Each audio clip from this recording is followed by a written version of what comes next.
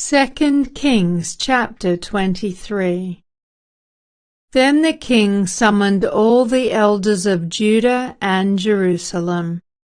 And the king went up to the temple of the Lord with all the people of Judah and Jerusalem, along with the priests and the prophets, all the people from the least to the greatest. There the king read to them the entire book of the covenant that had been found in the Lord's temple.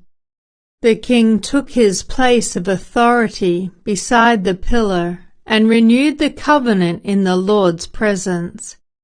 He pledged to obey the Lord by keeping all his commands, laws, and decrees with all his heart and soul.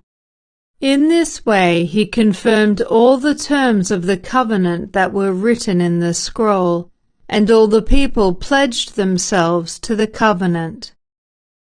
Then the king instructed Hilkiah the high priest, and the priests of the second rank, and the temple gatekeepers, to remove from the Lord's temple all the articles that were used to worship Baal, Asherah, and all the powers of the heavens.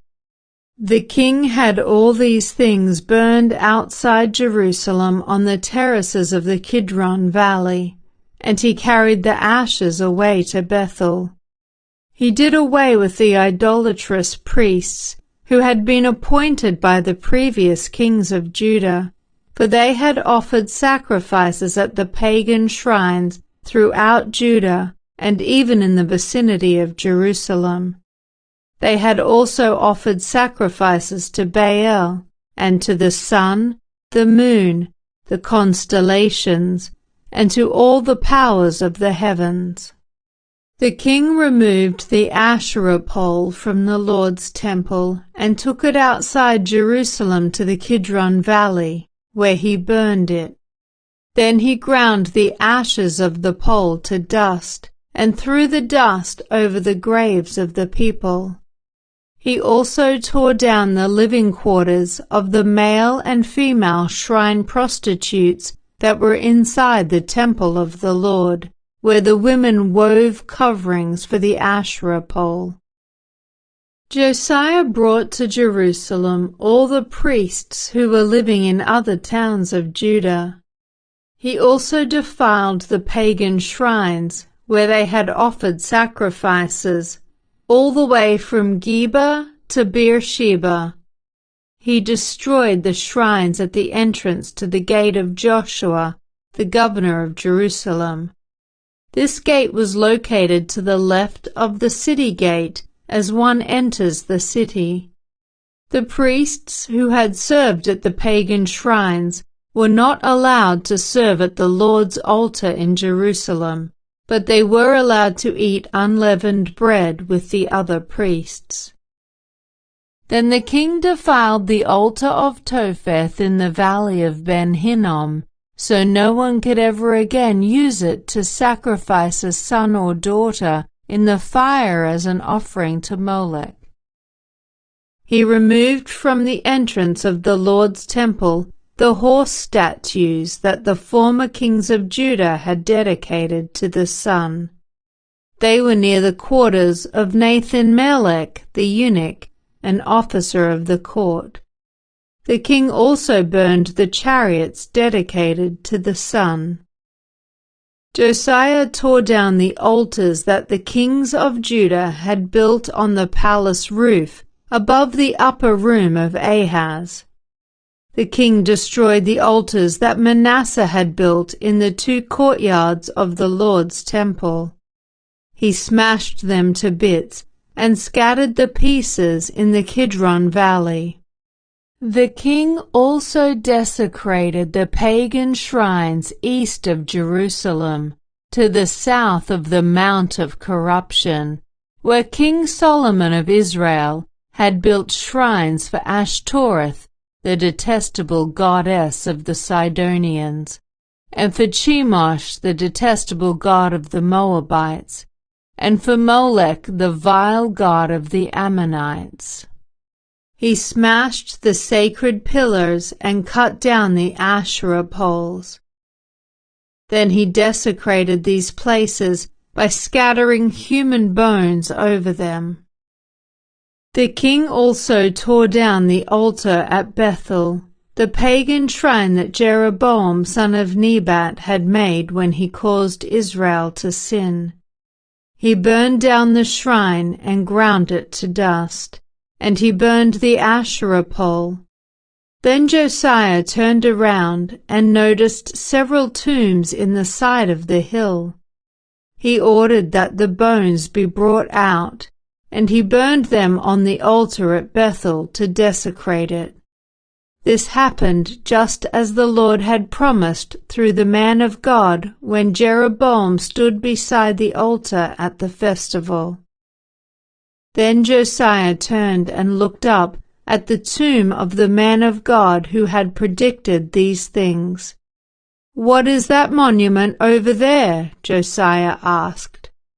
And the people of the town told him, "It is the tomb of the man of God who came from Judah and predicted the very things that you have just done to the altar at Bethel."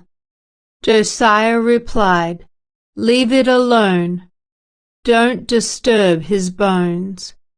So they did not burn his bones or those of the old prophet from Samaria.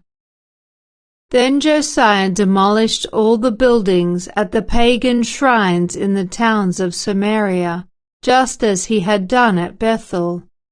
They had been built by the various kings of Israel and had made the Lord very angry. He executed the priests of the pagan shrines on their own altars, and he burned human bones on the altars to desecrate them. Finally, he returned to Jerusalem. King Josiah then issued this order to all the people: "You must celebrate the Passover to the Lord your God as required in this book of the covenant." There had not been a Passover celebration like that since the time when the judges ruled in Israel, nor throughout all the years of the kings of Israel and Judah. But in the 18th year of King Josiah's reign, this Passover was celebrated to the Lord in Jerusalem. Josiah also got rid of the mediums and psychics, the household gods, the idols, and every other kind of detestable practice, both in Jerusalem and throughout the land of Judah. He did this in obedience to the laws written in the scroll that Hilkiah the priest had found in the Lord's temple. Never before had there been a king like Josiah, who turned to the Lord with all his heart and soul and strength, obeying all the laws of Moses. And there has never been a king like him since. Even so, the Lord was very angry with Judah because of all the wicked things Manasseh had done to provoke him. For the Lord said, "I will also banish Judah from my presence, just as I have banished Israel. And I will reject my chosen city of Jerusalem, and the temple where my name was to be honored." The rest of the events in Josiah's reign and all his deeds are recorded in the book of the history of the kings of Judah. While Josiah was king, Pharaoh Necho, king of Egypt, went to the Euphrates River to help the king of Assyria. King Josiah and his army marched out to fight him, but King Necho killed him when they met at Megiddo. Josiah's officers took his body back in a chariot from Megiddo to Jerusalem and buried him in his own tomb. Then the people of the land anointed Josiah's son Jehoahaz and made him the next king. Jehoahaz was 23 years old when he became king, and he reigned in Jerusalem 3 months. His mother was Hamutal, the daughter of Jeremiah from Libnah. He did what was evil in the Lord's sight, just as his ancestors had done. Pharaoh Necho put Jehoahaz in prison at Riblah in the land of Hamath to prevent him from ruling in Jerusalem. He also demanded that Judah pay 7,500 pounds of silver and 75 pounds of gold as tribute. Pharaoh Necho then installed Eliakim, another of Josiah's sons, to reign in place of his father, and he changed Eliakim's name to Jehoiakim. Jehoahaz was taken to Egypt as a prisoner, where he died. In order to get the silver and gold demanded as tribute by Pharaoh Necho, Jehoiakim collected a tax from the people of Judah, requiring them to pay in proportion to their wealth. Jehoiakim was 25 years old when he became king, and he reigned in Jerusalem 11 years. His mother was Zebedah, the daughter of Pedaiah from Rumah. He did what was evil in the Lord's sight, just as his ancestors had done.